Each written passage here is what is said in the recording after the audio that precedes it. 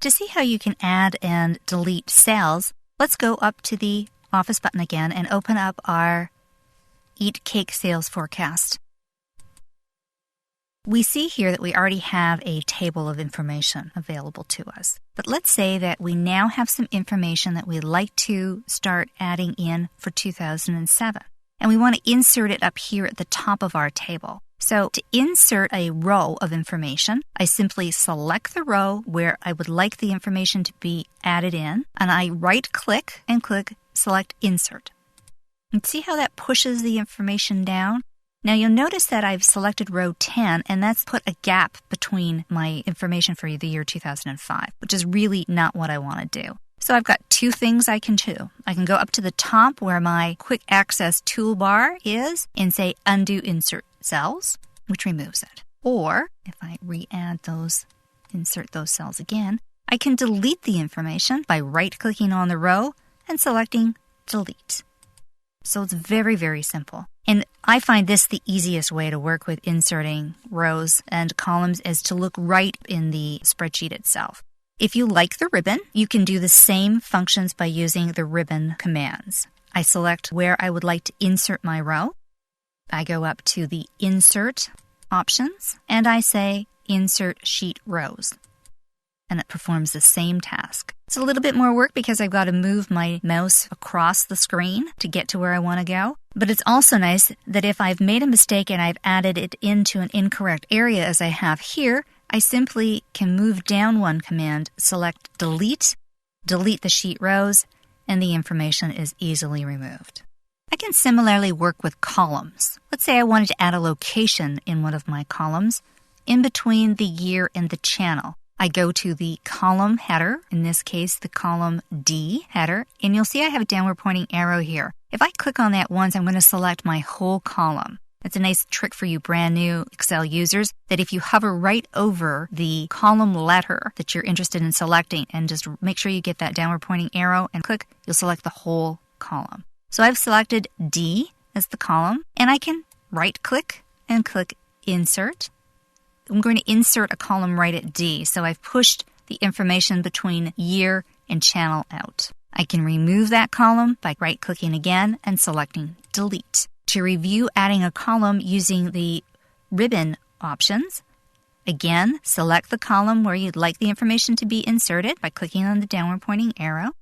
You'll notice it's shadowed and changed color, so you know you've selected it and that's where the information is going to be inserted, or the column is going to be inserted.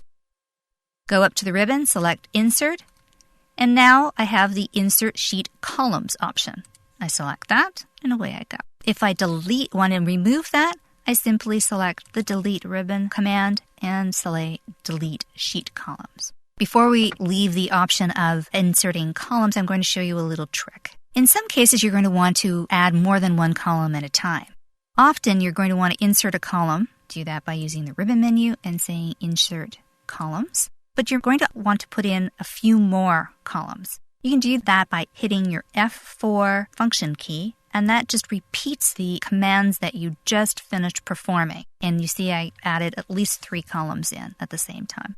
If I want to delete more than one column at a time, I simply select the column, click and drag my mouse across to highlight the area that I want to delete, and then select Delete Sheet Columns, and I can remove more than one at a time as well.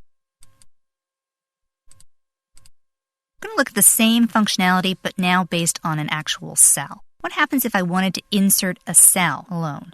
If I select the retail cell in D4 and click Insert and click Insert Cells, you'll notice I get a little dialog box. I'm just going to move the dialog box up ever so slightly so that we can see what we're looking at here. It gives me 4 choices. It asks me, do I want to shift my cells to the right? So am I adding a column? Do I want to shift my cells down? Or would I like to perform this insert based on an entire row or an entire column? We already know what inserting a row and a column does. Let's see what happens when I want to insert just a cell and I decide I want to shift the cells down. So I select that and I say OK. Notice that it's inserted just an individual cell and it's kept all of the other information on the right and the left of the columns pinned to the worksheet. Why would I want to insert just an individual cell in this fashion? Perhaps I've been playing around with my data and my data is now skewed ever so slightly and I've moved it off and I just need to place a placeholder to add a piece of information in the middle of my table. That is a perfect example of why you'd want to just insert a particular cell, as I have done here.